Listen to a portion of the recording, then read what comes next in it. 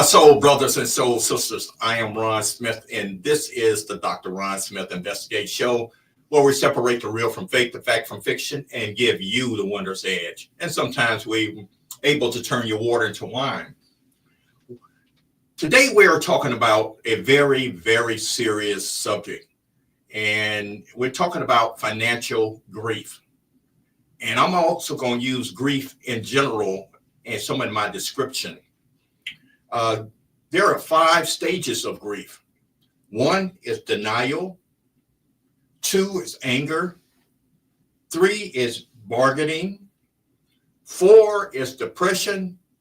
And 5 is finally acceptance.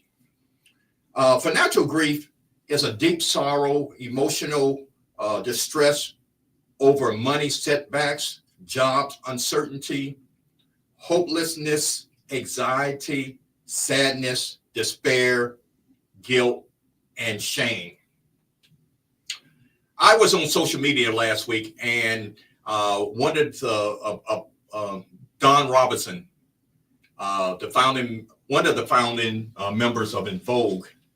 You remember En Vogue? They had the hits like "You're Never Going to Get My Lovin'," giving him something he could feel, and "Free Your Mind." And there was a R&B pop group that was one of the best girl groups of the 80s and 90s. They sold over 1 million records. And she came out and said that basically she's a part of what they call car life. Just to get straight to the point, that's really saying that I'm homeless.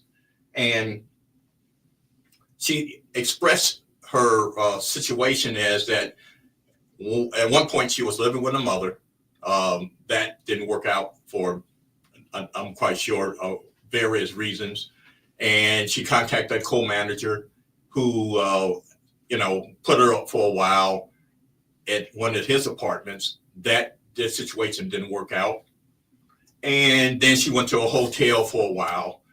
And then she started investigating car life. And that's pretty much people who live off the grid for various reasons. And 99.9 of the reasons is homelessness. The only one point is that people who are retired, they want to go to live the RV life, and they go cross country and they live in the RV. Basically, really has nothing to do with finance. So basically, since this is a finance show, I wanted to bring this to our attention because 9 times out of 10, when you see a situation like that, finance is at the center of the issue. Now, I'm not here to throw any shade on Don Robinson.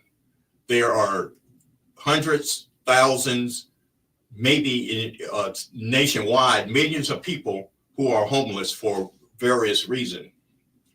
So let's take a deeper dive into financial grief. And one of the things that I want to make issue is that, especially in the entertainment and music business, it's a little different from working a 9-to-5 or a career level job. I really want us to start calling it the business of music, especially if some young people who have aspirations or being an entertainer.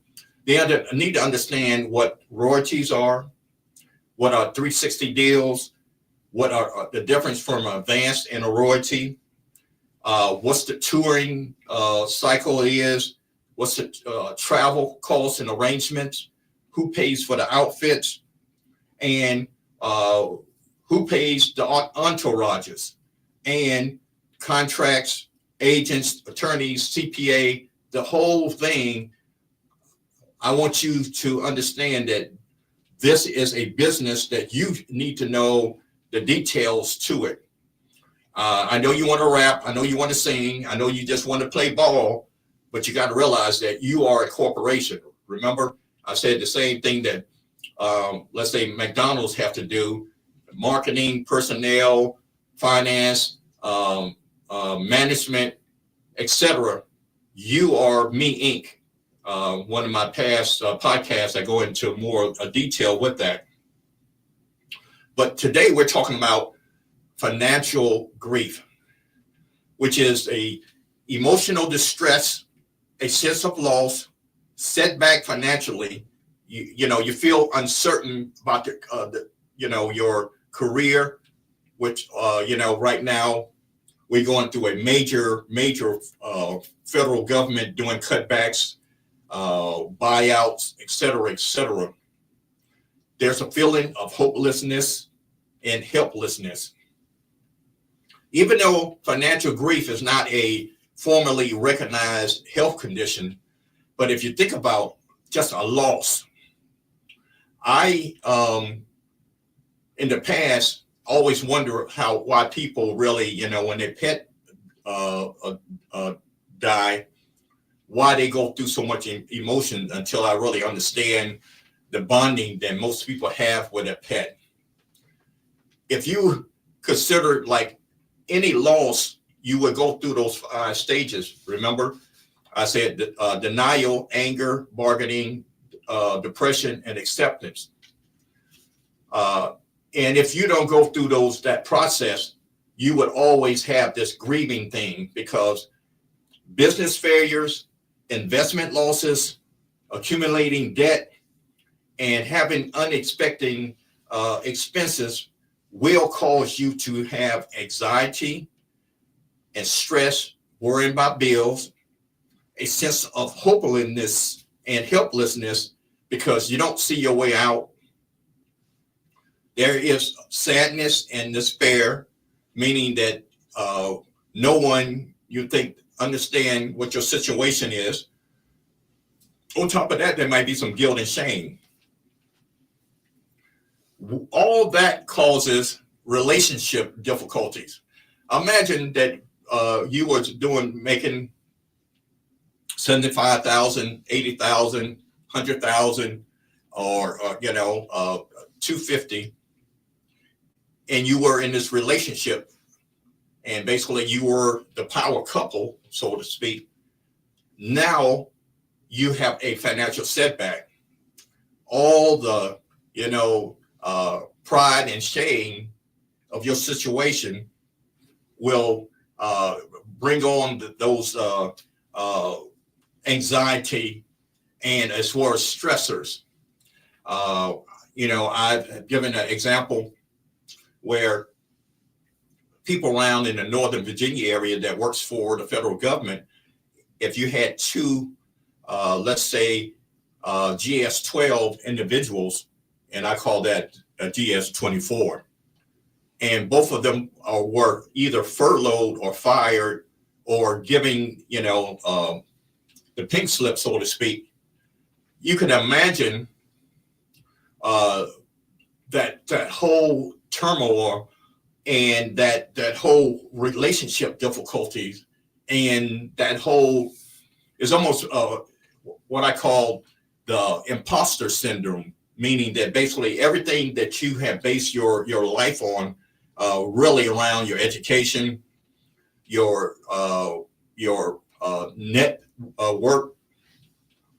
worth, and network, all those things come crashing down with you within the last 45 days. You could just imagine the grief that somebody is going through.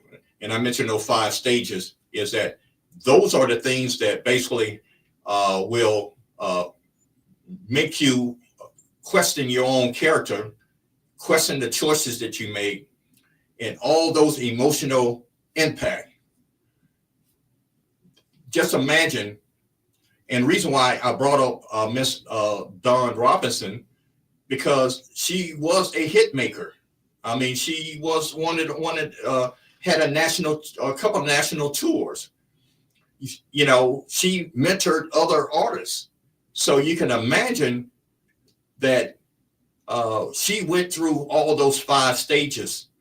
And right now, just listening to her story, remember that basically, she was living with her mom. Then trying to get her back on her feet with a co-manager, and then living in a hotel. If you could look at the spiral of the situation she was in, would make you question everything that you would believe in. And it all have to do around with finances. And that's one reason why I feel that, besides your spirituality, your finances will dictate a whole lot of things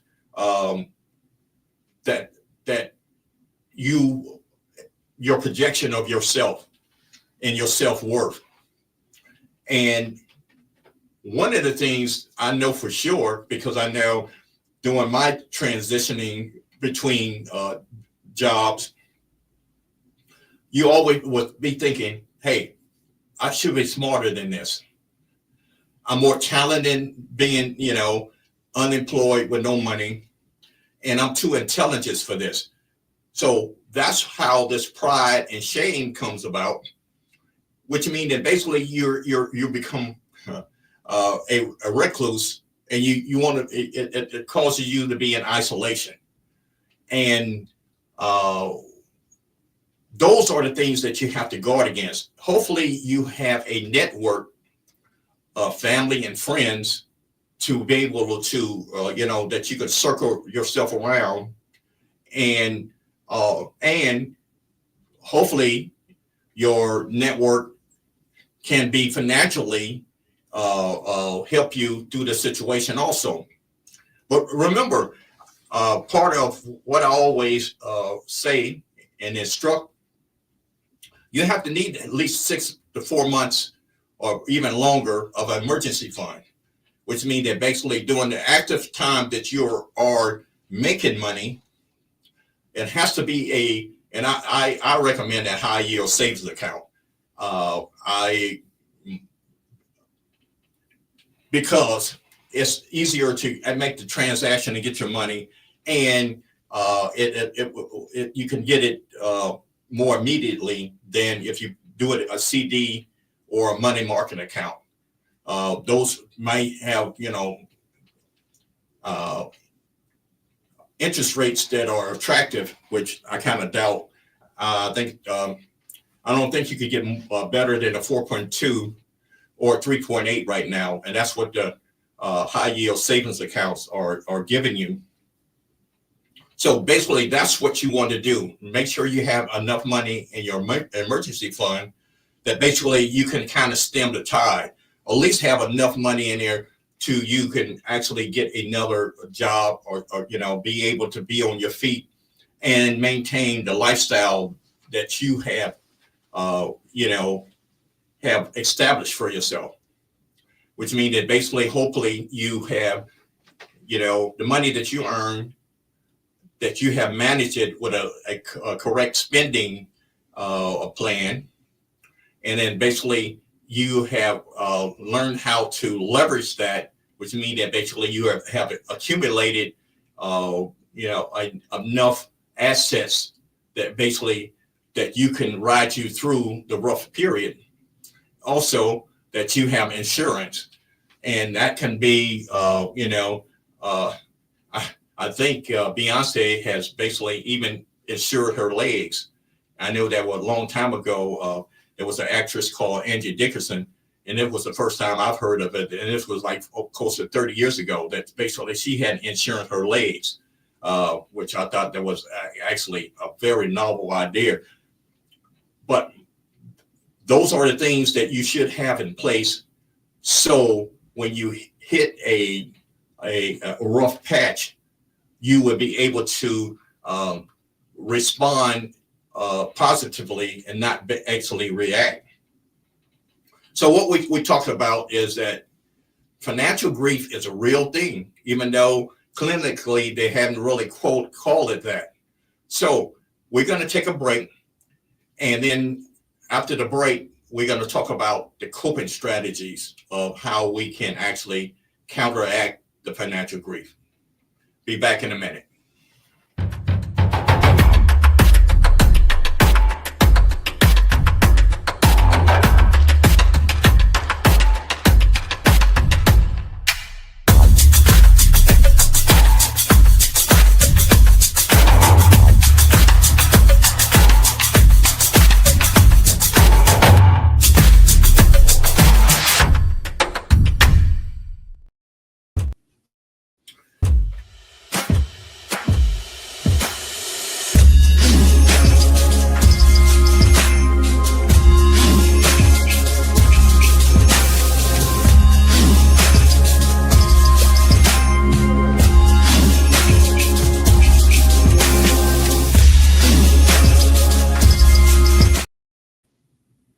Hello, my soul brothers and soul sisters. We are talking about financial grief, and we are in season 4, and this is episode number 6. Just as you grieve anything else, it's almost like grieving the death of a loved one. I mentioned that basically there are 5 stages, and I'm going to repeat those.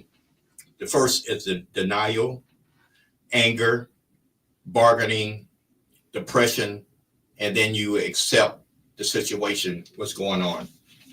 And I was sharing that last week on social media, Don Robinson, who was one of the founding members of In Vogue, and then of course, I had to repeat some of my favorite songs with them is Free Your Mind and You're Never Going to Get My Loving, and giving him something you can feel.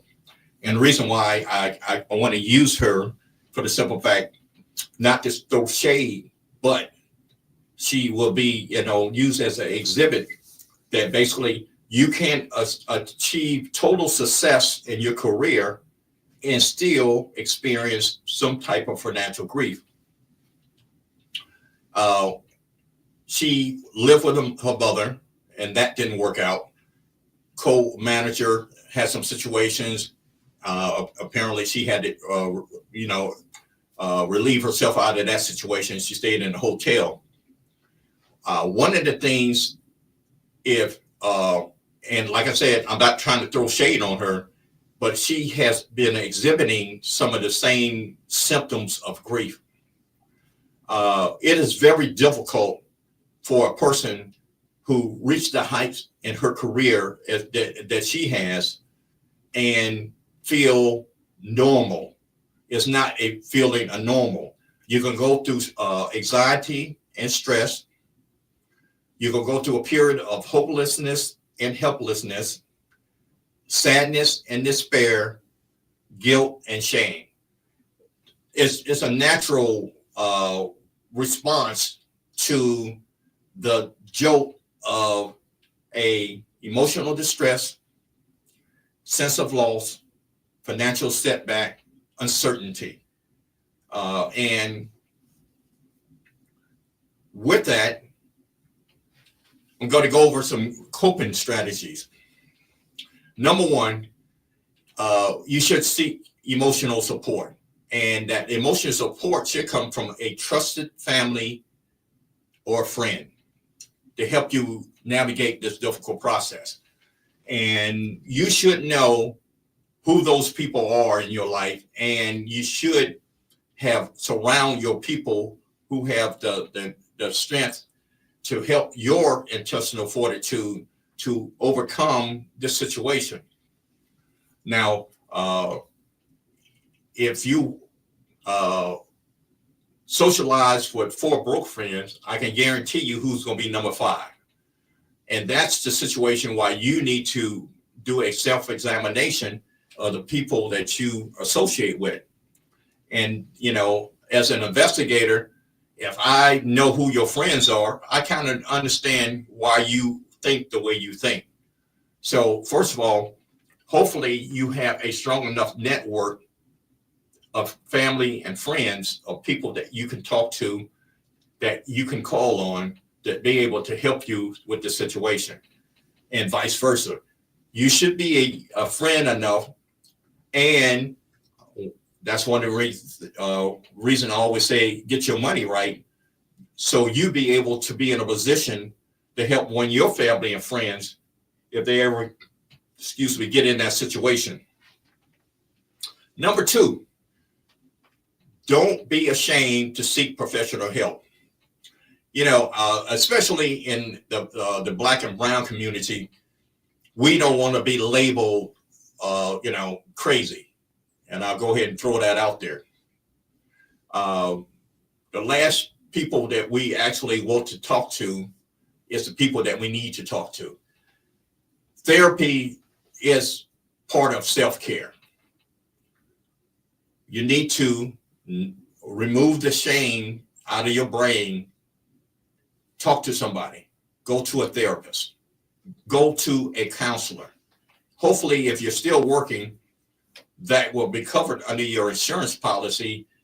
Or I remember when I was working with the federal government, we did have a employee assistance program, EAP, that would be able to help you navigate through any type of counseling that you might need. Talk to your pastor, minister, elder, etc. Whether it be a rabbi or imam, make sure you seek help. Don't have no shame in your game. It's okay. Number 3, I want you to practice self-care. Learn some breathing techniques, because basically you can hyperventilate by just thinking about let's say if you had an unexpected medical bill, or the debt start accumulating, or you have major investment loss, or your business fail and job loss. Those things can actually take your breath away. So practice some breathing exercise. With that in mind, exercise, period. Sometimes you just make one to go walk in the woods or walk on the park, walk on the beach, whatever is accessible. Sometimes you just need to get some fresh air. Every day I practice prayer, meditation, and I read scriptures, and I go into that's mindfulness. Whatever actually works for you, I would suggest that you start having a pattern of basic things that basically you can do for self-care. That could be a spa, that could be a mani and pedi, anything that basically that can actually help you to transform your mind off of what the financial grief will try to overload you with. Now, I know a lot of those things maybe cost money.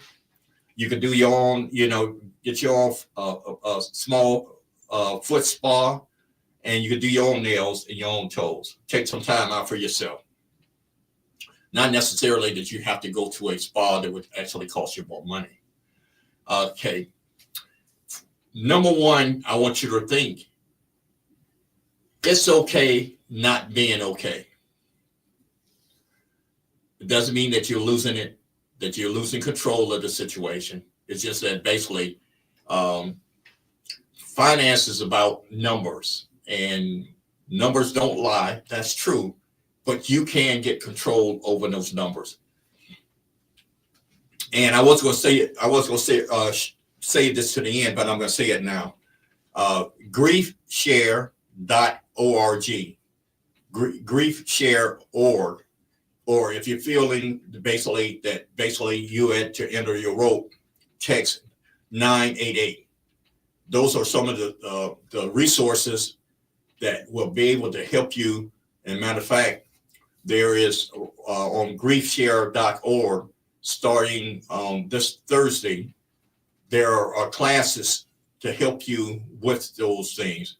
They talks about the 5 stages of grief. They talked about basically, and I'm just going to read this, how to cope with grief, which is 1, acknowledge your feelings.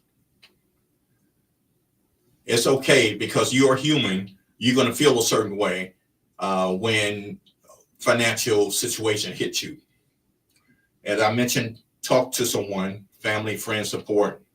Then I talked about getting professional help. And you have overcome situation in the past. You are more resilient than you think you are. Unfortunately, this has probably dropped on you like a ton of bricks. So it's very hard for you to get your bearings. So using some of the coping strategies would be able to help you do that. And learn from your experience. So basically, my whole thing is about, first, you have, chosen your career field. It might be a time that you might need to learn some more things. AI is a good assistance in learning a new career or strategies to the old career of how you need to reinvent yourself. Basically, that's what the whole coping strategy is, that you might have to reinvent yourself, which means that basically you were here. Now you have to understand, how can I really navigate the life where I am right now, which means that you might have to take a big hit on your earnings, which means that might have to come with a strategy to downsize. That might be a strategy. That one of the keys to financial success is living on less than what you make. That's one of the keys. So unfortunately, you might be forced to do that at this particular time, which means that you have to reevaluate your spending plan. Basically, I have said my recommendation is the 40, 30, 20, 10, which means 40% of your needs, 30% wants, 20%, savings, debt, investment, and 10% on your giving, which is tithes, donation, charity, etc. You may have to totally rearrange that. And one of the ways that I've seen this is doing a 70% of your needs, because basically all that want and some of that other 20%, you want it be compressed into your housing, food, grocery, transportation. You might have to spend more of your income on that. So the other model is 70% on what you have to have, 10% basically reducing your debt, 10% savings, and 10% giving. What I guess my point is, basically you have to redefine and reconfigure that, because your income has changed, and make sure your insurance is up to date, your health insurance, because your health is your wealth. If you're not healthy, it doesn't make any difference how much money you have. Make sure the insurance are not lapsing.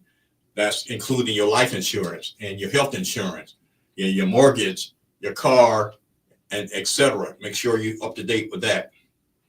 And right now might not be a good time to actually, if you were planning on buying a house, you might want to just circle the wagon on that. Or if you were planning on buying a car, you might want to wait on that. If you need one, you might want to look at one, a pre-owned rather than a used car. It's all depending on what type of model you get. And basically, your legacy.